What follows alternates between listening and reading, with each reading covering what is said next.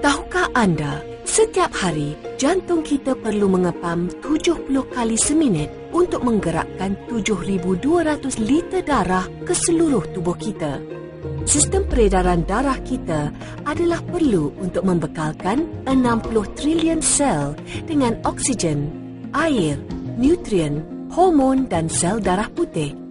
Pada masa yang sama, ia juga mengangkut sisa metabolik keluar dari tubuh kita. Jika sistem peredaran darah ke otak terganggu, ia akan menyebabkan sakit kepala, pening-pening, daya ingatan lemah dan lebih teruk lagi, stroke. Setiap tahun, 40,000 rakyat Malaysia mengidap stroke. Peredaran darah ke jantung terganggu akan menyebabkan sesak nafas, kelesuan, sakit dada dan penyakit jantung koronari. Penyakit kardiovaskular dianggap menyebabkan 7 daripada setiap 10 kematian di Malaysia menjelang tahun 2020 dan ia telah menjadi pembunuh nombor 1 di Amerika Syarikat selama lebih 100 tahun. Sistem peredaran darah yang tidak baik boleh menyebabkan bengkak kaki, kesejukan kaki dan tangan, vena varicose, malah mati pucuk.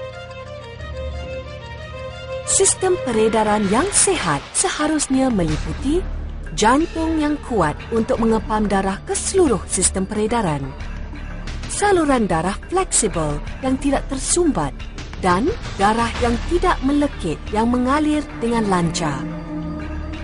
Namun demikian, akibat peningkatan usia, gaya hidup tidak sihat seperti tekanan, merokok, kurang bersenam, terlampau banyak makan makanan terproses serta keadaan kesihatan yang tidak baik seperti obesiti, diabetes dan hipertensi boleh menyebabkan pengumpulan kolesterol, radikal bebas dan homocysteine di dalam saluran darah dan menyebabkan darah menjadi pekat.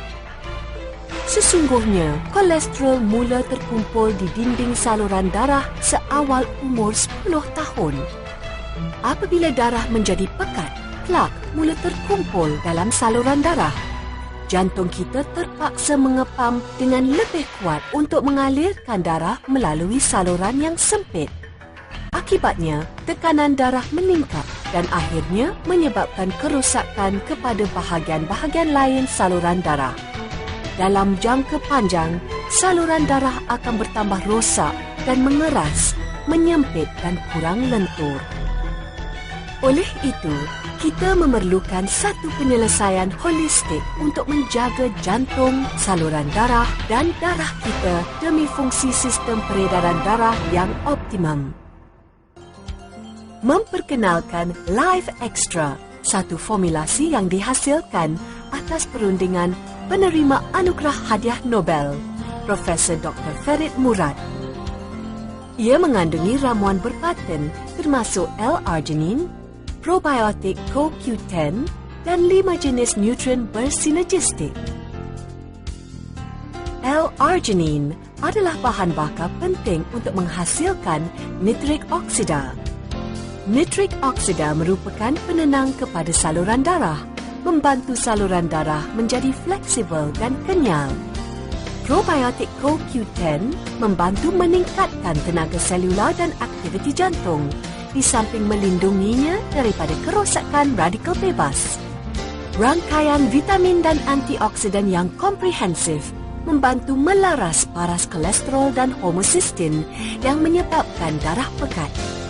Life Extra adalah selamat dan berkesan dengan pensijilan dari badan antarabangsa seperti Pentadbiran Makanan Amerika Syarikat, Pentadbiran Barangan Terapeutik, serta disahkan halal oleh Majlis Makanan dan Nutrisi Islam Amerika Syarikat, IFANCA.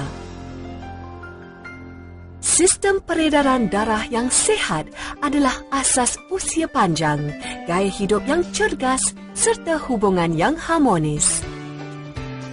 Jadi jagalah kesihatan peredaran darah anda dengan Live Extra.